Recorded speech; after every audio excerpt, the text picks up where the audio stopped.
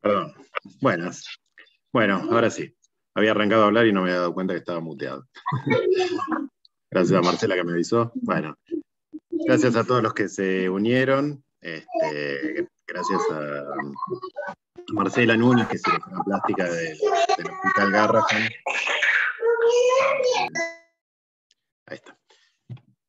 Marcela, que es cirujana plástica del Hospital Garrahan y trabaja con nosotros en el Sanatorio Finoquieto, por ahí algunos la conocen ya desde las guardias.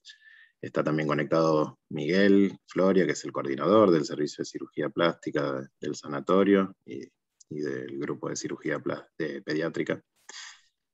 Y Andrés Fecia, que también nos va a dar una mano por ahí desde el aspecto más clínico, del manejo clínico del paciente quemado. Andrés Fecia es médico terapista, intensivista, trabaja con nosotros, es médico de planta del Sanatorio Finoquieto, y también trabaja en el Instituto del Quemado, así que hoy contamos con asesoramiento de expertos. Así que bueno, muchas gracias, y gracias a todos los que se unieron. Si quieren, Marcela, ¿querés dale, comenzar comparto vos? pantalla. Dale, y vamos con tu presentación. Bueno. Ahí estamos. Bueno, esta es habitualmente una clase que yo les doy a los becarios de terapia, donde yo trabajo en el Hospital Garrahan, soy médica de planta y trabajo dentro de la unidad de quemados.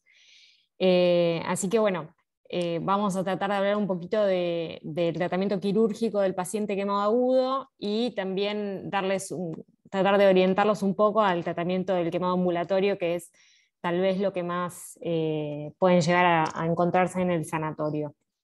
Para empezar a hablar del tratamiento del quemado, vamos a repasar rápidamente la clasificación de las quemaduras. Existen 3 tipos de quemaduras o 3 grados de quemaduras. La quemadura de tipo A, en la clasificación de Benaim, o de primer grado. Las quemaduras de tipo A pueden ser eritematosas o flictenulares. Las eritematosas tienen compromiso epidérmico, generan mucha hiperalgesia y se manifiestan con eritema. Las flictenulares comprometen la dermis superficial, generan hiperalgesia y se manifiestan con flictenas, y una vez que estas se destechan, el lecho queda rosado, brillante. Las quemaduras de tipo AB, que son las intermedias o de segundo grado profundo, son quemaduras intermedias que comprometen a la dermis profunda, pueden generar hipoalgesia o entre hiper y hipoalgesia, signo de Nikolsky, y el lecho se puede ver pálido, en contraparte con el lecho rosado de la quemadura de segundo grado de la flictena destechada. Y las quemaduras tipo B o de tercer grado, que son las más profundas, que comprometen hasta la subdermis, que se manifiestan clínicamente como un lecho que está anestesiado y macroscópicamente como una escara, un lecho acartonado, amarillento, pálido, duro. Bueno, un par de imágenes para que podamos identificar, visualmente a qué nos referimos. Esto es un paciente, todas las fotos que les voy a mostrar son fotos que se toman en el hospital con el consentimiento de los padres. Y para que podamos identificar bien de qué estamos hablando. Esto es una exposición al sol, una quemadura clásica tipo A, eritematosa de un niño que terminó internado no por el tipo de quemadura, sino por el porcentaje de compromiso corporal.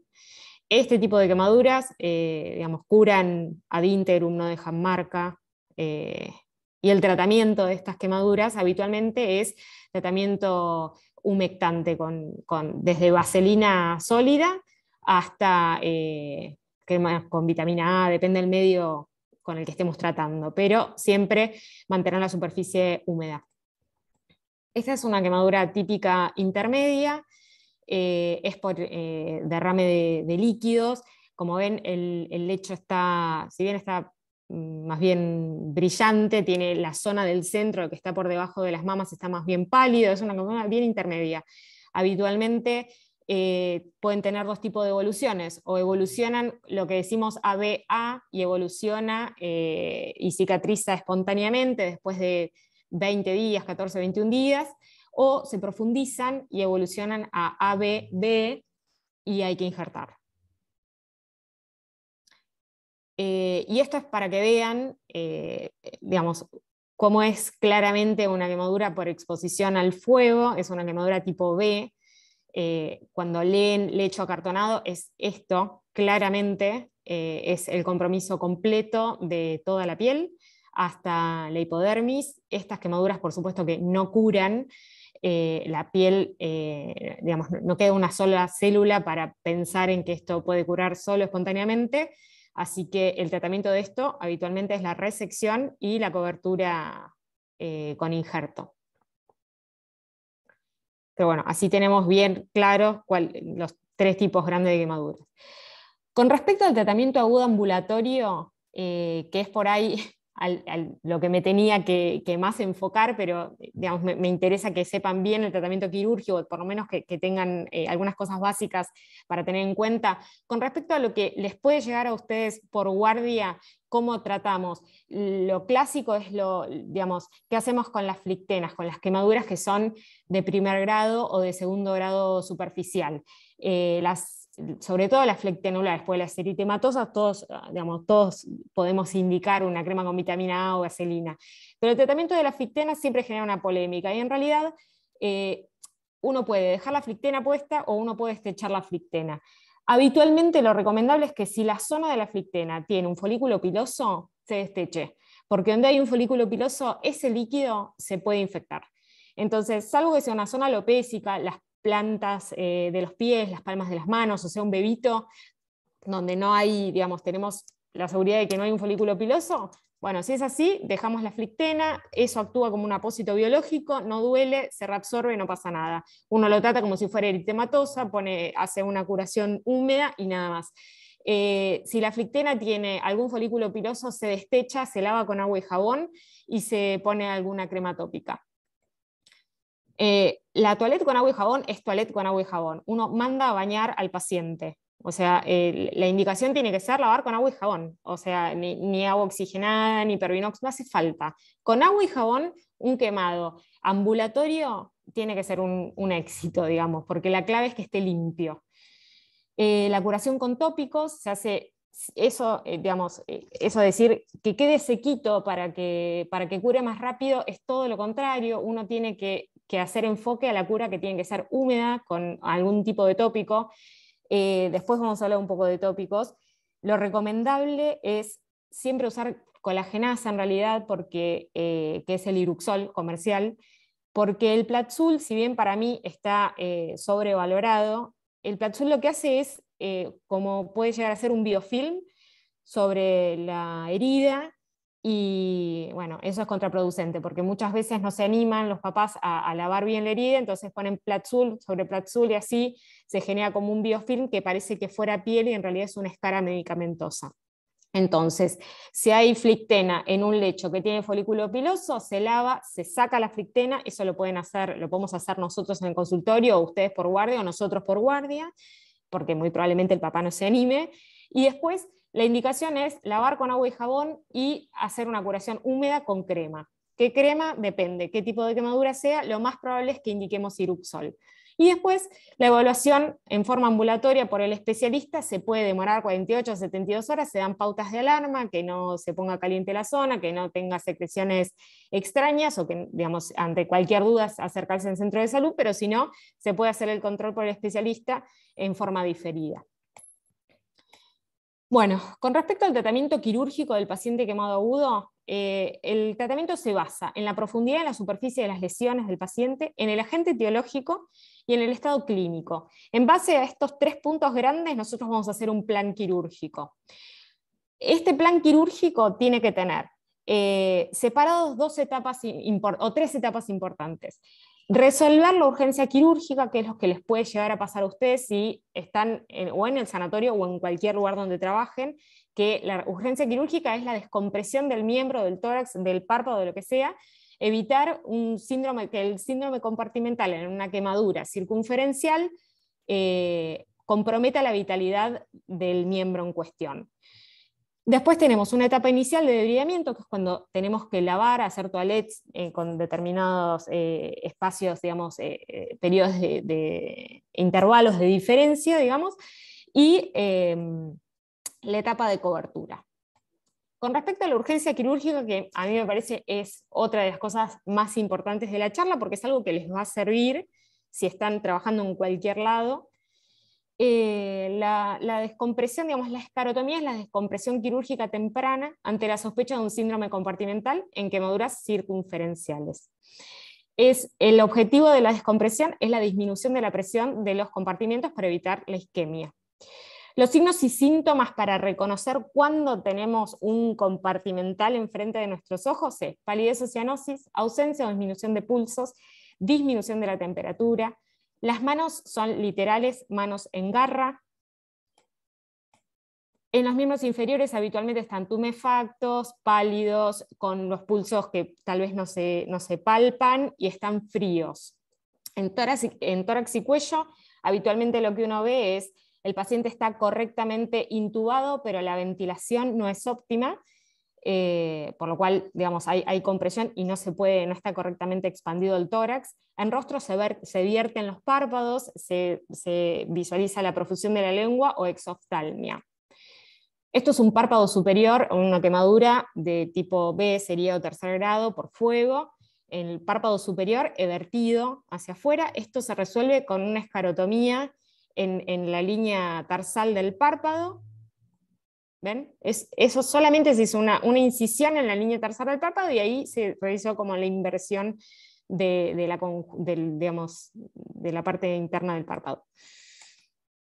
Cuando uno tiene, la escarotomía es un procedimiento que se hace cuando se recibe el paciente en la cama del paciente, no se pasa a quirófano, es una urgencia quirúrgica, que hay que tener presente cuando uno lo hace, que si hay un cirujano, lo hace el cirujano, si no hay un cirujano, lo hace el médico que esté a cargo, porque lo importante es realizar la descompresión.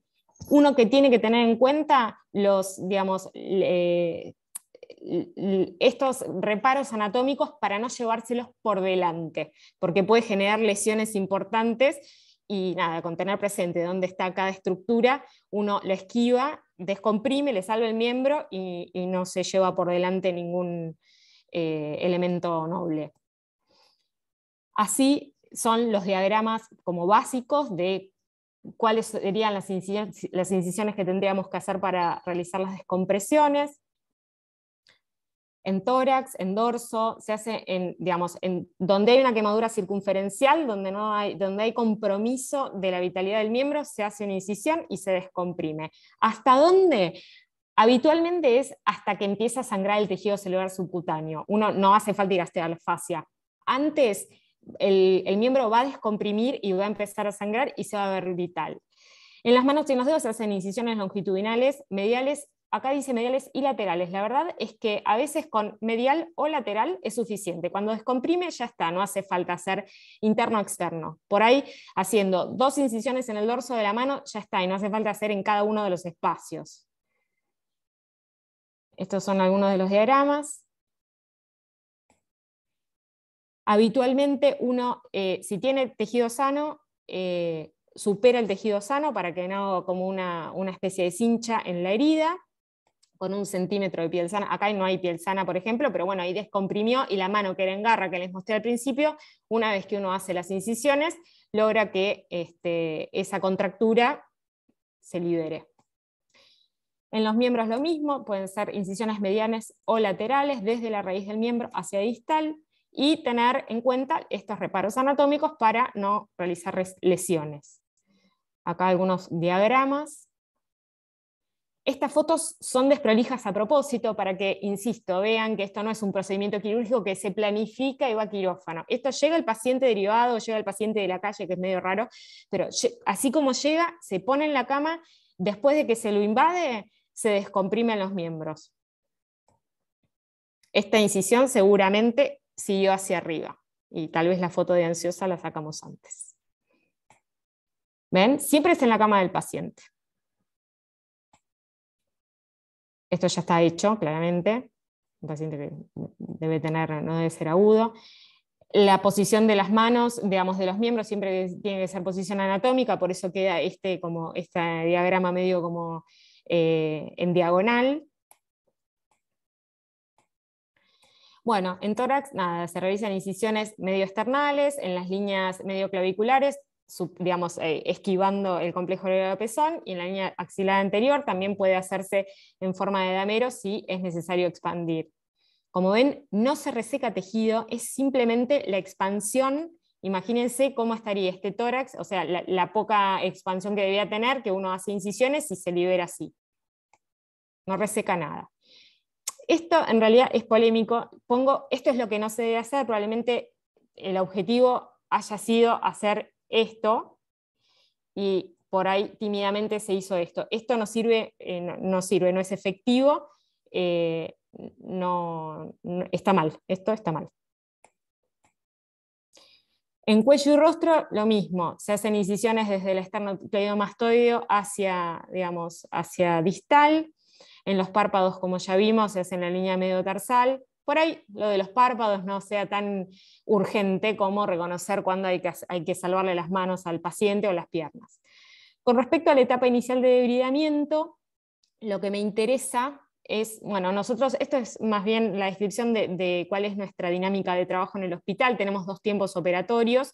Un tiempo sucio, también son fotos que no son desprolijas porque sí, es para que vean que, digamos, somos varios cirujanos trabajando, el paciente se lava con agua y jabón, es eso, es clorexidina jabonosa y agua corriente, porque es una canilla que tenemos conectada al agua corriente. Con eso nosotros hacemos el tratamiento, el tiempo sucio del paciente quemado, y en el tiempo limpio los cirujanos nos cambiamos y hacemos todas las maniobras que sean necesarias asépticamente, digamos. Tomamos muestra para cultivo, realizamos las escarectomías, si hay que hacer amputaciones, se topica al paciente, si hay que poner curaciones con sistema de VAC o escarectomía esa fase, se hace todo en ese tiempo limpio.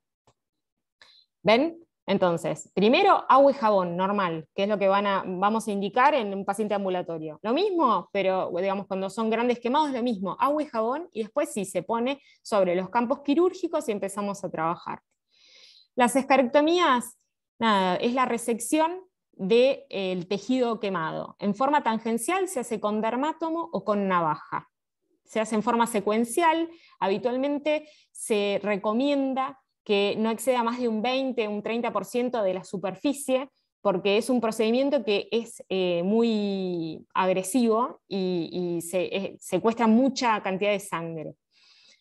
Cuanto más cirujano esté trabajando sobre el paciente, más sangre va a perder el paciente. Y se termina de hacer la escarectomía, se topica al paciente y se hace una cura oclusiva. Se hace con navaja, esta es digamos, la imagen para que vean cuál es el material que usamos, o se hace con navaja o se hace con dermátomo. Habitualmente se hace con navaja.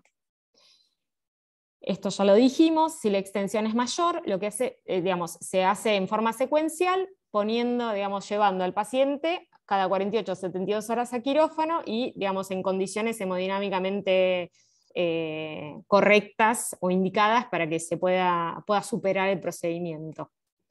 Así queda un lecho después de que se trabaja con la navaja. Queda la grasa expuesta, esta grasa después se trabaja para que granule y sea apta para recibir la cobertura. ¿Ven? Acá tenemos quemadura puesta y tenemos lecho ya con la escarectomía hecha.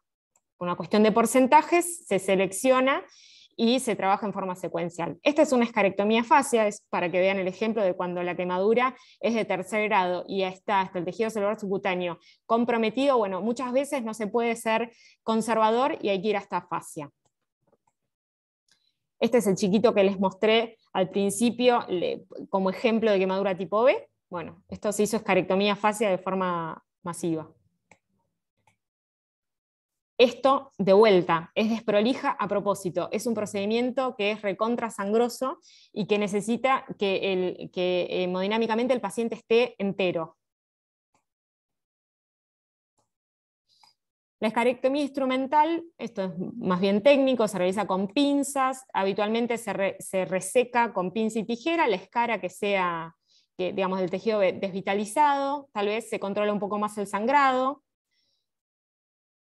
Con respecto a la etapa de cobertura, esto también, lo que me interesa tal vez que se lleven es que la cobertura se hace con injertos o con colgajos, que a veces uno, y los cuidados postoperatorios que uno tiene que tener cuando recibe en la sala un paciente con un injerto o un colgajo. La diferencia entre injerto y colgajo también es piola que la tengamos clara.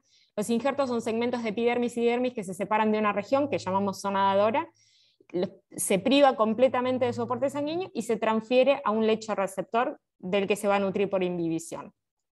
Es literalmente esto, hacer un injerto. Según su espesor, se clasifica si va a ser de piel parcial o si va a ser de piel total. Las zonas dadoras pueden ser, las zonas dadoras de piel parcial pueden ser, nosotros sacamos piel, de donde encontremos piel sana, lo tomamos como zona dadora, desde cuero cabelludo hasta escroto. Habitualmente tenemos pacientes que son grandes quemados, que tienen poco porcentaje de piel sana, entonces acá en este dibujo las imágenes que están pintadas en más celeste sería como el ejemplo de zona dadora, de piel parcial. Nosotros sacamos zona dadora de cualquier lado. Y las zonas de piel total, habitualmente la piel total se saca de una forma que se cierra el lecho, entonces por ahí se prefiere tomar piel, de piel total, digo, de zonas de pliegue donde uno pueda cerrar. Depende del grosor y depende, digamos, de la característica del espesor de la piel. Según su origen, esto también va a ser autoinjerto, que es la única forma de cobertura definitiva que tenemos hoy, que es la misma piel del paciente, se toma con navaja o con dermátomo y se coloca en el lecho, digamos, granulado. Homoinjerto, que es, nosotros en el hospital tenemos un banco de tejidos, habitualmente usamos piel cadavérica en los grandes quemados, cuando hacemos grandes escarectomías, cubrimos para que no tenga pérdidas y para que no se infecte, tener una cobertura transitoria que nos prepara la dermis para después que pueda recibir la cobertura definitiva. Heteroinjerto, que es distinta especie, habitualmente antes usábamos dermis porcina para curar las zonas dadoras, después se dejó de usar. Hay injertos de gemelos idénticos que yo nunca lo vi. Estos son homoinjertos, así es la piel cadavérica, debajo de este homoinjerto, así prepara el lecho, se prepara la dermis, queda así de roja, y con este tejido, con este lecho así, está apto para cobertura. Lo de los brazos es autoinjerto, y lo del tórax y abdomen es homoinjerto, en una superficie muy grande. Los injertos pueden ser en láminas, digamos, estéticamente es lo más óptimo, es el resultado más óptimo, pero cuando hay un gran quemado no siempre es posible usar láminas. Si no tenemos piel, reservamos las láminas para el rostro y para el dorso de las manos. Esto es bastante técnico, pero nada, me parece interesante. ¿Ven? Si tenemos mucha superficie, nos reservamos las láminas para las manos y el rostro. Las estampillas es una estrategia quirúrgica para la cobertura de grandes quemados. La expansión es desde el centro hacia la periferia hasta que la estampilla no se topa con su vecina, no para de expandirse. Entonces, si bien estéticamente es tal vez polémico el resultado, piensen que hay pacientes que son 60, 70, 80%, y esta es la estrategia que tenemos para ofrecer cobertura. También puede ser mellado, como opción también de cobertura en grandes superficies. El resultado para mí es menos óptimo que la estampilla, pero eso es muy personal. El cuidado de los injertos, lo importante es, si ustedes reciben en la sala un paciente que dice injerto, van a recibir dos carteles, uno que diga injerto y otro que diga zona dadora. La zona dadora seguramente el cirujano a las 24 o 48 horas la va a ir a descubrir. El injerto no se tiene que tocar. Ese vendaje queda así por 4 días o 5 días por lo menos. No hay que tocarlo, para nada. El cartel que dice injerto, nadie lo toca, ni enfermería, ni nadie. El cirujano lo va a ir a descubrir o en quirófano o en la sala, pero necesita quedar, digamos, intacto por lo menos 4 o 5 días. Los colgajos es, digamos, la otra estrategia de cobertura que tenemos, no solo con los quemados, ¿no? en cirugía plástica de por sí. Es perdón, es un segmento de tejido vascularizado que se moviliza a partir de una zona dadora y se transfiere a otra con fines de reconstrucción, manteniendo su conexión vascular, que es lo diferente a los injertos que dijimos que sacábamos un pedacito y lo poníamos en otro lado y se nutría por inhibición. Los colgajos en los quemados se usan para reconstruir zonas especiales. A veces es en una etapa aguda, no es lo habitual. Nosotros lo hacemos en el hospital, pero no es lo habitual. Habitualmente se usa para reconstruir zonas especiales, secuelas de zonas especiales.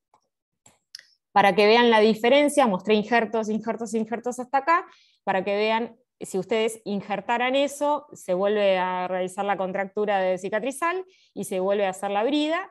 Por lo tanto, esto es un colgajo. Este es el colgajo, al lado la zona dadora es un injerto, este es el colgajo. Y para terminar, vamos a hablar un poquito de tópicos.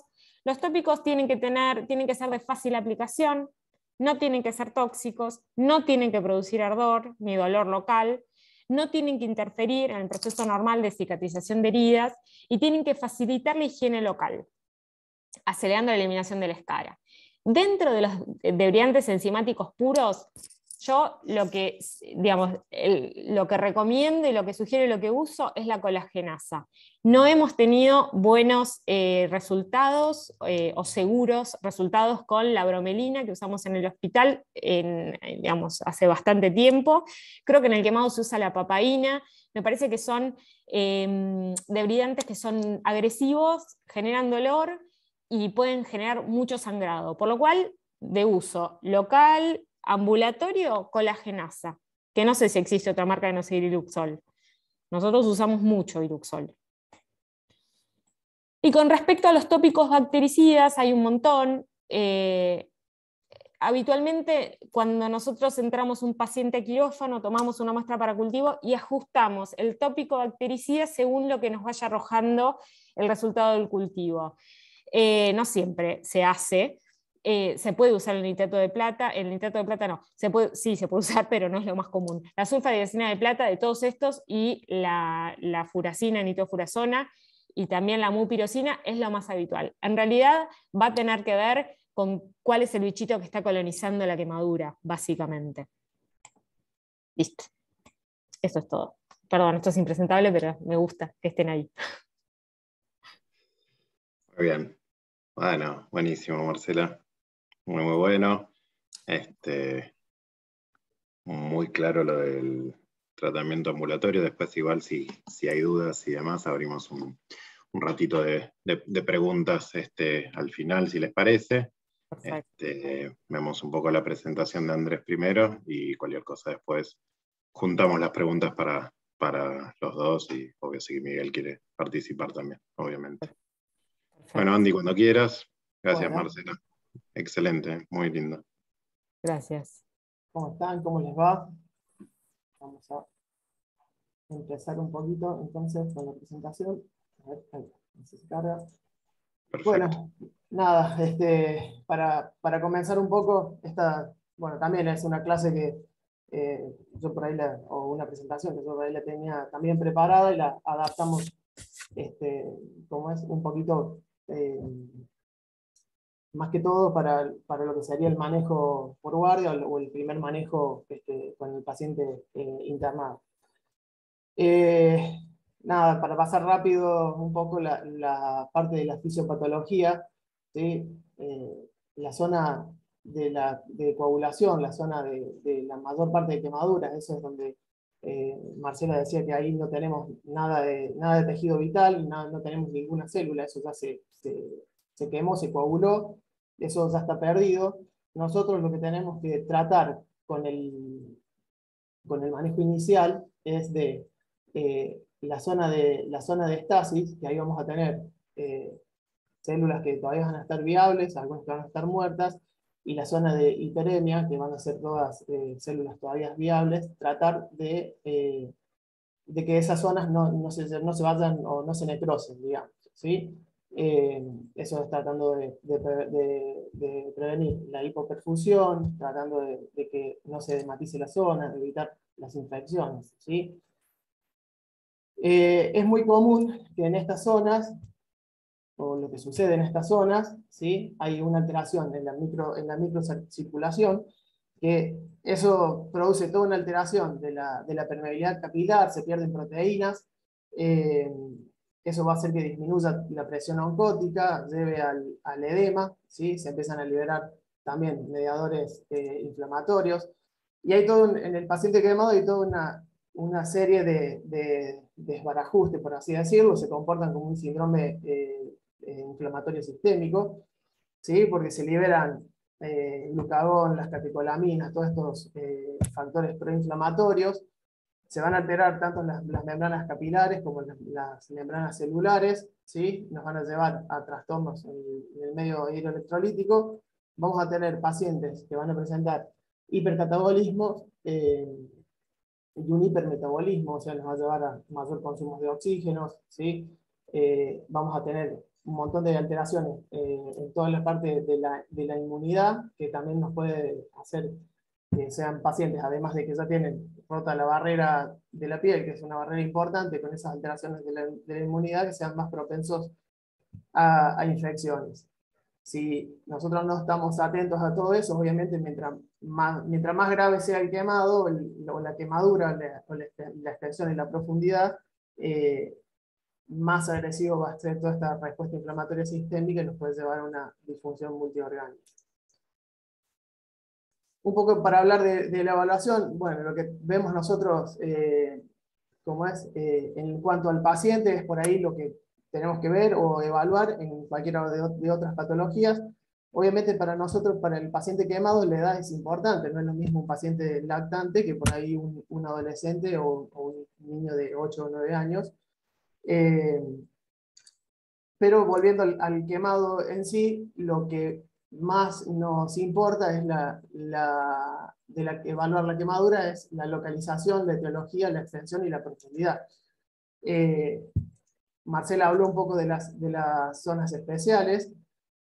Nosotros, bueno, las zonas especiales, cabeza, cuello, las zonas articulares, genitales, manos y pies, y obviamente que no es lo mismo una extensión de un paciente que se quemó un 10% que el que se quemó un 40%, no es lo mismo la profundidad de la quemadura en esas lesiones, no es lo mismo el paciente que se quemó un 30% por radiación solar que se quemó un 30% por exposición al fuego.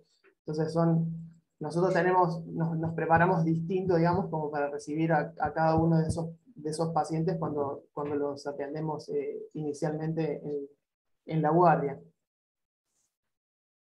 Esto es un poco para hacer los cálculos de la extensión.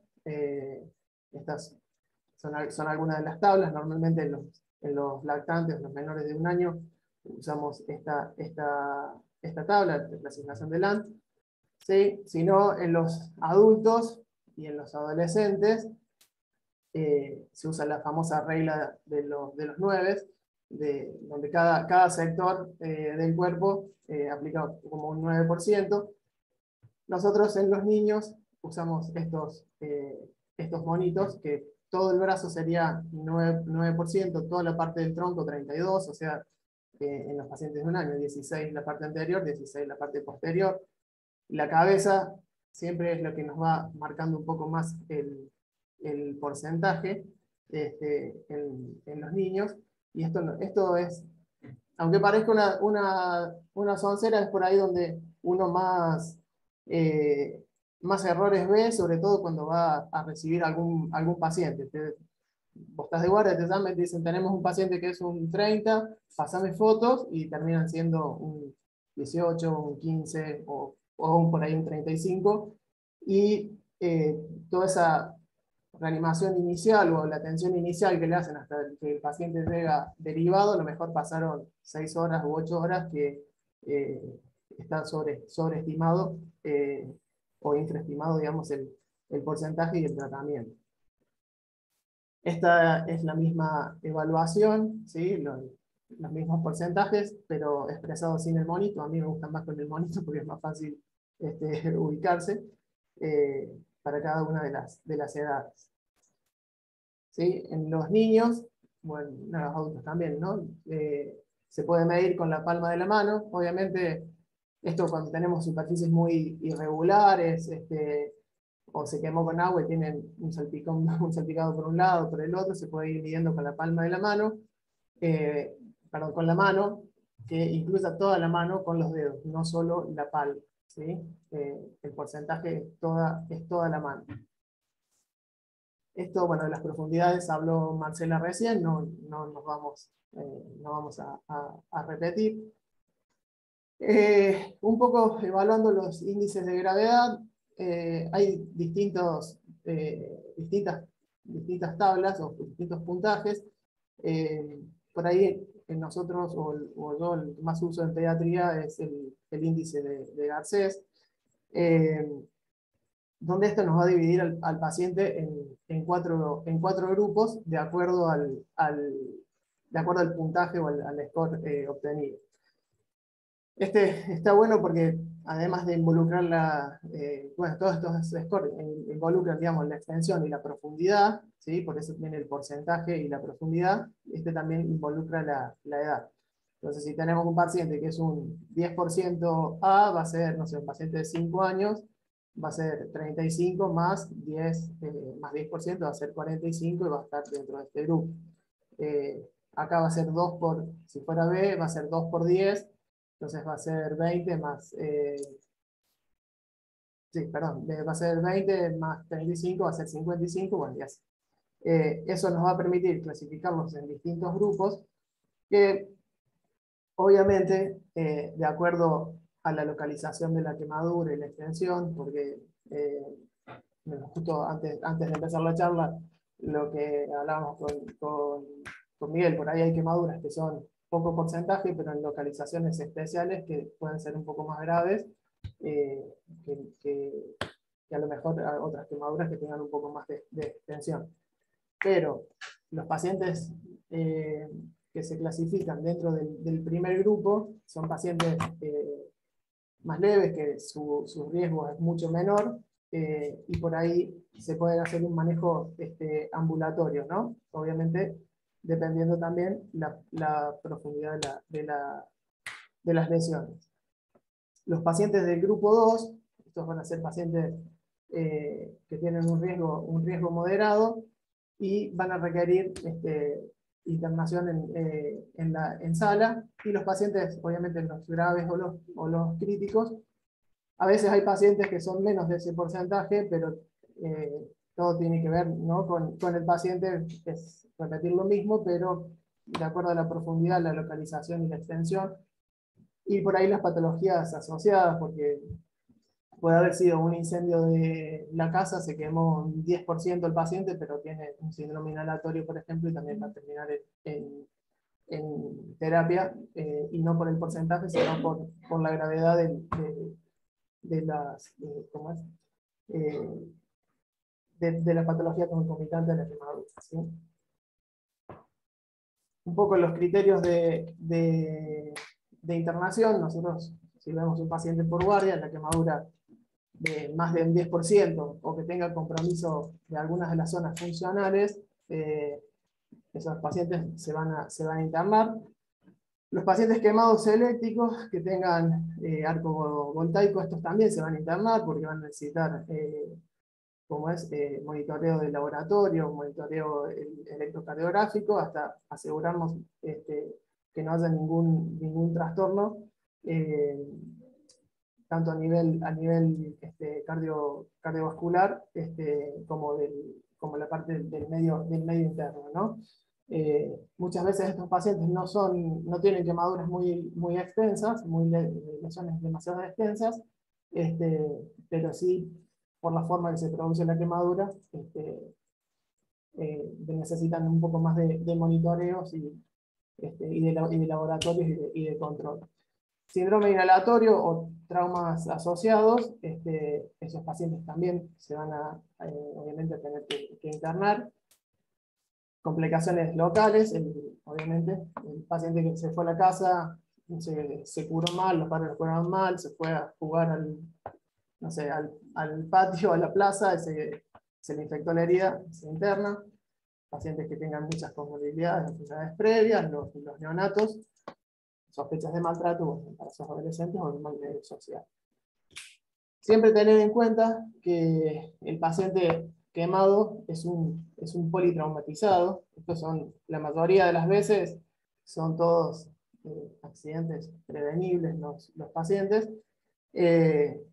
Pero bueno, hay que verlos en el contexto de pacientes politraumatizados. ¿Cómo se quemó? Abrió la puerta del horno, se sentó y se le cayó la olla arriba. Entonces, muchas veces no viene sola la quemadura, sino viene con algún otro, con algún otro politrauma. Hace mucho, no hace mucho, perdón, tuvimos una paciente, se le había incendiado la casa y se tuvieron que tirar del primer piso, por ejemplo, para poder salir. Entonces, bueno, esos son pacientes un poco más complejos. A la hora de evaluarlo, obviamente como los pacientes politraumatizados, establecer las prioridades y tratar de actuar en pasos simultáneos, ¿no es cierto? Uno va colocando la vía, vamos haciendo el ABC o el CAB o lo que corresponda de acuerdo al estado del paciente. Un correcto interrogatorio para tomar la hora cero. La hora cero es cuando el paciente se quema, no cuando el paciente llega a la guardia. Que eso, para la parte de reanimación con los fluidos, es bastante importante, porque si no, nosotros, o muchas veces lo que sucede es que toman la hora cero cuando el paciente viene a la guardia, y a lo mejor pasaron 5 horas, y la hora cero es cuando el paciente se quema. Y ahí contamos, digamos, para la hidratación, desde la hora cero que el paciente se quema, no cuando ingresa a la guardia. Si tiene quemado zonas especiales, como partes genitales, o que uno, no sé, pueda pensar que va a tener riesgo de hacer alguna lesión en la uretra, se coloca sondas. Si son grandes porcentajes, hay que colocar sondas para poder cuantificar ritmos diuréticos. Pueden venir, digamos, es bastante frecuente que si tiene una mala reanimación, el paciente pueda venir en shock. El shock hipovolémico es bastante frecuente. Entonces, antes de comenzar la hidratación, hay que evaluar que no necesiten expansiones, inotrópicos, ¿sí? Y otra cosa que es muy importante siempre es el manejo del dolor.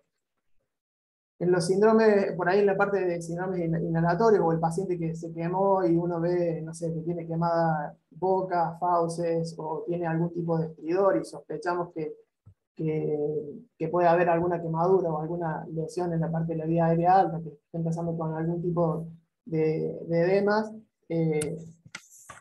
En el sanatorio tenemos suerte de que siempre va a estar alguno, digamos, para poder ayudarlo, pero en otros lados, no sé, si me toca en mi pueblo, en Córdoba, hasta que lo pueda derivar, muchas veces, si estamos pensando que esa quemadura puede haber quemado glotis, está haciendo un edema de glotis, hay que intubar al paciente antes de derivarlo, ¿sí? Para evitar complicaciones.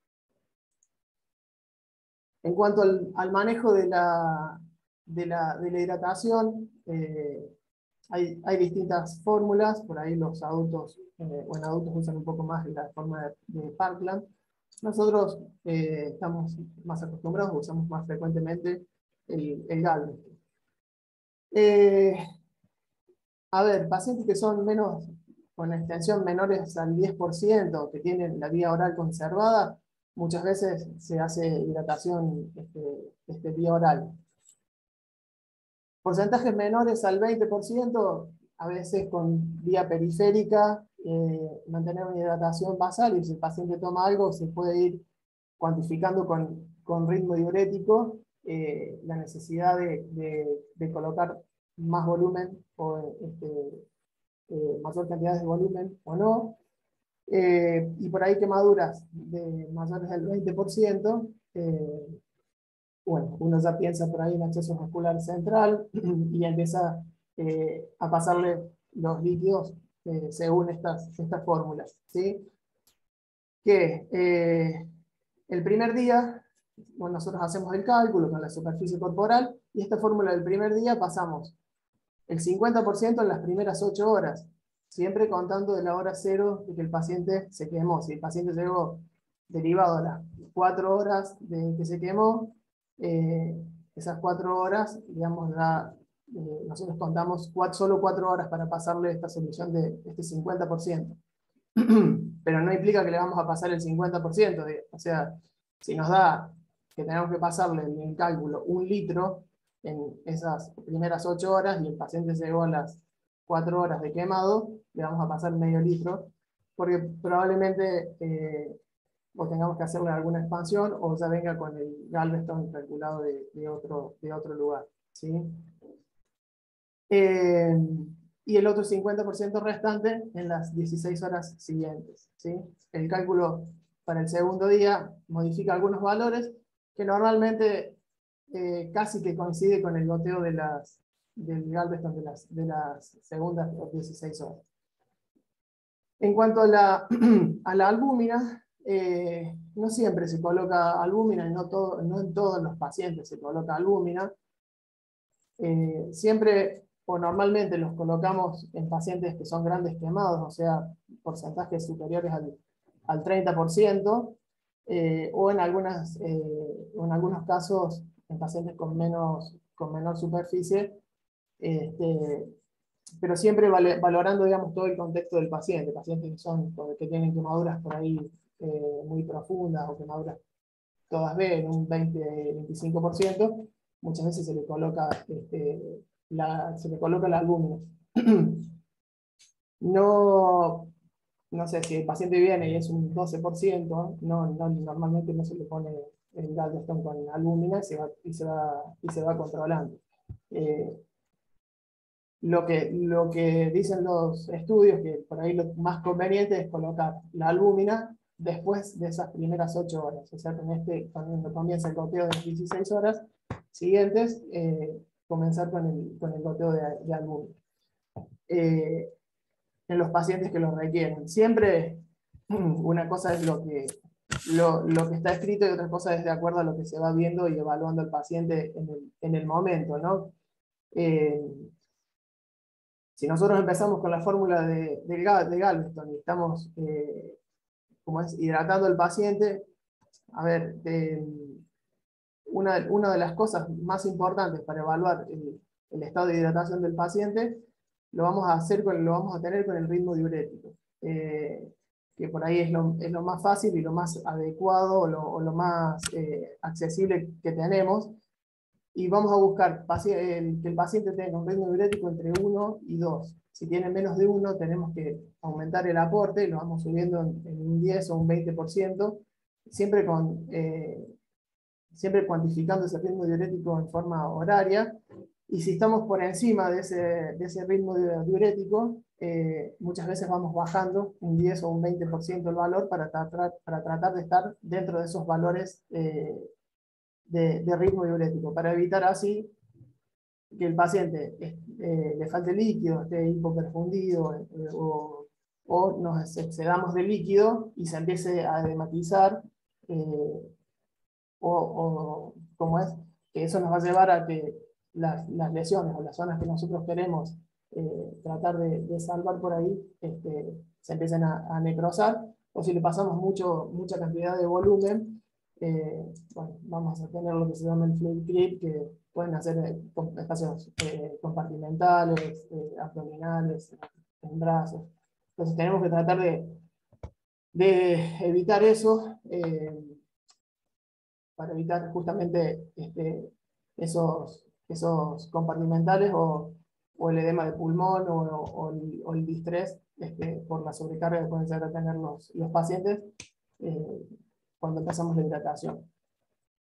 Volviendo un poquito, las dificultades más, o las que notamos, digamos, más frecuentemente es sobrevalorar el porcentaje.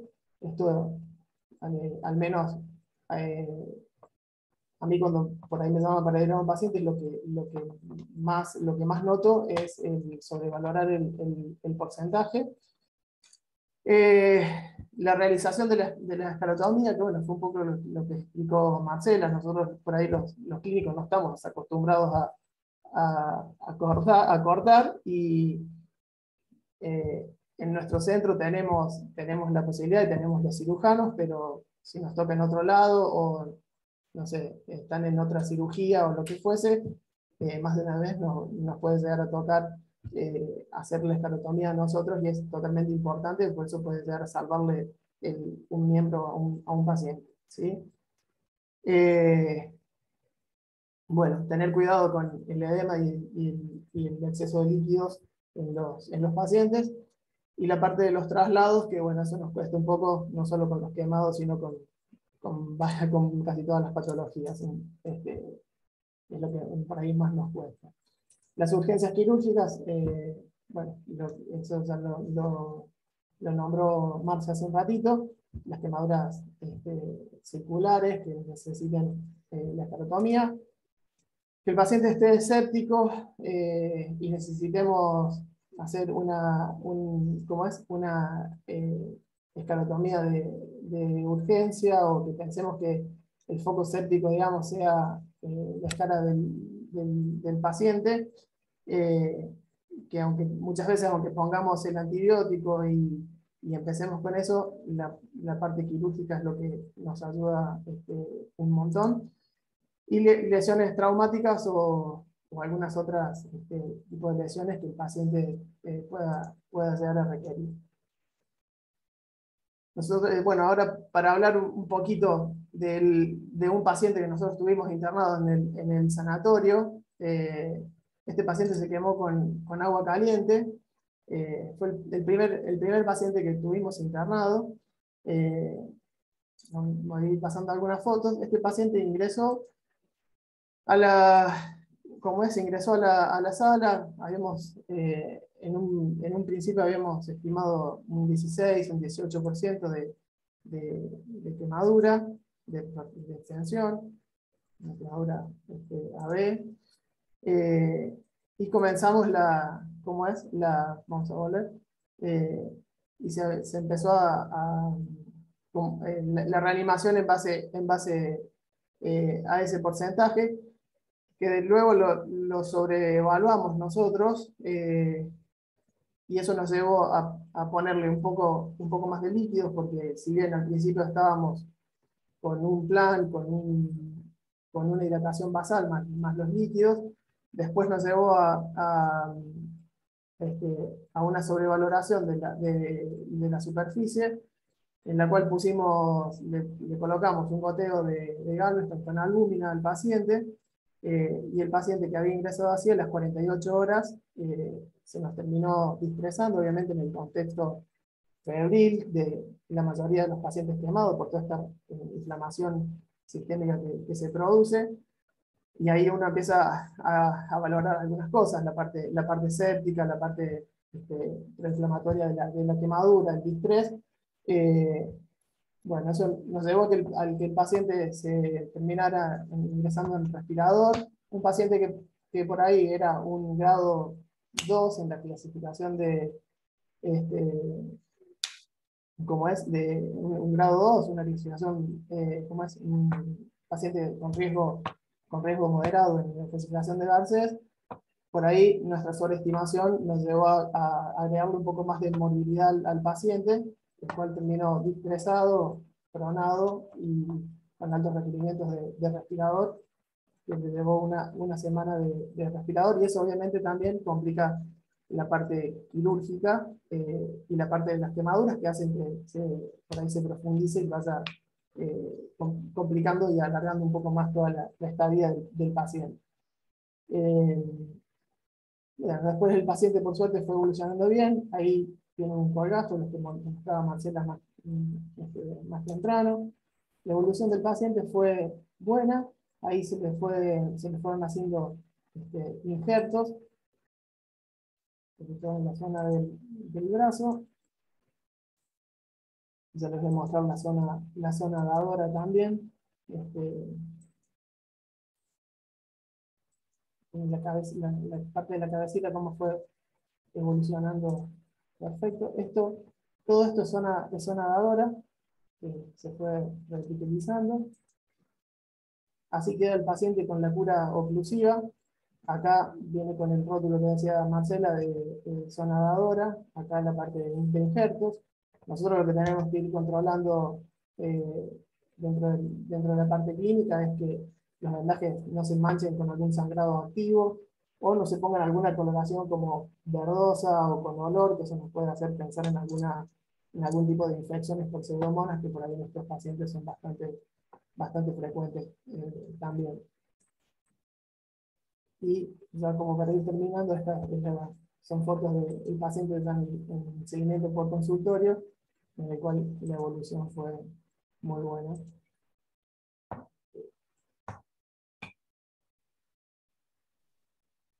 Bueno, excelente. Muchas gracias, Andrés. Bueno, nada, digo, muy buenas las exposiciones de los dos. Muchas gracias a ambos. Me parece que de los puntos, por un lado aprendimos un montón de cosas, no sé, digo, si me parece que los que no trabajamos en unidades de quemados y vemos pacientes quemados esporádicamente, es obviamente que a veces estos quemados, sobre todo tan graves y extensos, ¿viste? Sinceramente no los tenemos tan vistos o pasan de largo y van enseguida a terapia, con lo cual digo, incluso para los médicos que hacemos más guardia o consultorio, el quemado grave es un poco una incógnita. Nada, me parece que ahí de la exposición de Marcela, digo, todo esto de las líneas de escarotomías, digo, la verdad que no tenía claro, digo, cómo se hacían y cómo se hacía para hacer las descompresiones. Y nada, digo, son imágenes que uno no está acostumbrado a ver, así que nada, digo, muy, muy instructivo. Y de lo de Andy, me parece que, bueno, para los que hacemos más clínica, obviamente que claramente hay que, nada, ver cómo, qué importante que era, ¿no? Digo, aprender a evaluar. A veces uno cuando dice, bueno, evalúo la quemadura, y la superficie corporal afectada, nada, digo, determina manejo clínico, determina, nada, esto a veces, medirla bien puede incluso, digo, sea que uno subestime, o como en este caso, que en algún momento por ahí se sobreestima la evaluación de la extensión de la quemadura, que puede llevar a un manejo que aumente la morbilidad del paciente. Lo importante que es la comunicación, ¿no? Ahí entre el manejo, el clínico o el terapista en este caso y el equipo quirúrgico, y cómo el manejo del clínico puede también interferir en la evolución de la quemadura y cómo cicatriza y cómo evoluciona ese paciente, ¿no? Y bueno, nada, digo, esto de refrescar el tema a nosotros cuando nos toca recibir los pacientes en la guardia, esto de la importancia de la lesión asociada, ¿no? Tanto la inhalación, el trauma, que en quemaduras en general, o en fuego particular, digo, bueno, puede estar muy, muy asociada, y a veces uno puede quedarse solo en la piel y no ver el resto, ¿no? Así que bueno, así como en el paciente politraumatizado tradicional, como decía Andy, que hay que considerar el quemado un politrauma, pero como en el paciente politraumatizado también, digo, tenemos que estar muy atentos a veces a no mirar solo lo visible, a ver lesiones ocultas y a mirar el abdomen y el sangrado de víscera maciza, que puede ser muy traicionero, o las lesiones de columna cervical, que pueden ser muy traicioneras y no tener manifestación inicial y demás. Nada, digo, en el quemado, por ahí refrescar esto de la evaluación completa, integral, y atenderlo como un politrauma del arranque, e ir viendo si tiene lesiones asociadas más allá de lo que sea visible por piel. Bueno, abrimos espacio para preguntas, y tanto los chicos de emergencias como los chicos de internación quieren hacer consultas, o si alguno de ustedes quiere agregar algún comentario, obviamente. Yo quiero agregar algo. Sí, claro, Miguel, por favor. La verdad que muy buenas las presentaciones, es mucha información, y a veces es verdad lo que vos decís. Desde emergencia no ves después lo clínico, y es un paciente que no lo seguís en la cama todos los días. Pero para refrescar lo último que dijo Andy, y con respecto es muy importante, primero, cómo trasladan al paciente. Y es un tema que va a ser muy difícil, y creo que en el tiempo van a tener que los pediatras, o cuando lo llevan del interior, ver de qué manera se traslada un paciente, porque el inicio cero y el traslado es lo que va a evolucionar va a ser cómo va a evolucionar ese paciente, si está mal trasladado. Lo vemos en el Garrahan, o sea, vienen muchos pacientes en muy mal estado y deshidratados a veces, o con una vía periférica. Después, importante esto que el porcentaje.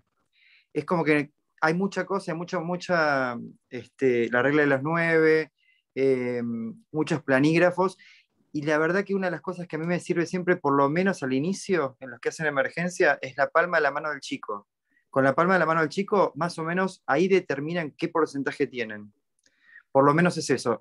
Y después hay aplicaciones que hoy salen, las bajás en el celular, para pediátrico en quemados, que si vos sacás la foto del paciente y lo tenés, o sea, ya te da el porcentaje del paciente, ¿sí? Hay aplicaciones que ahora están saliendo, que sería bueno también empezar a aplicarlas.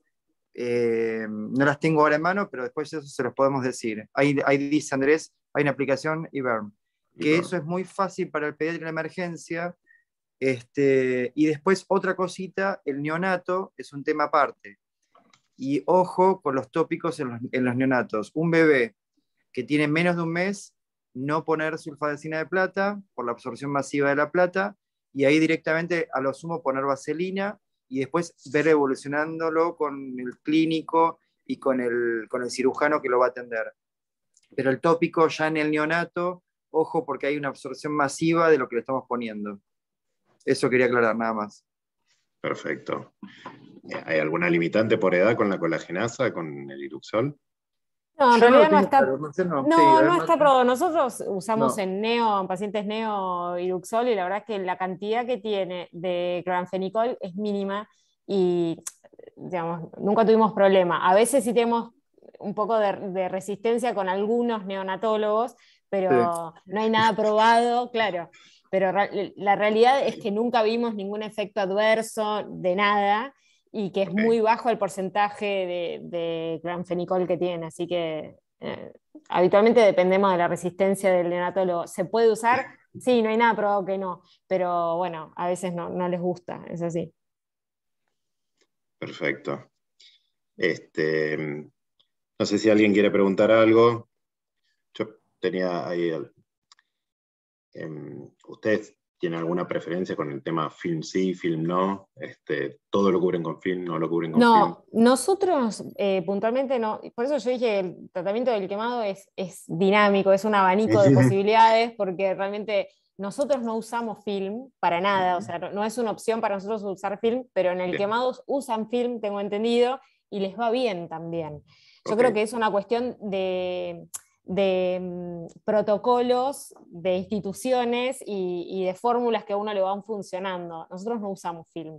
Entonces yo, digamos, no la recomiendo, no estoy acostumbrado a usarla.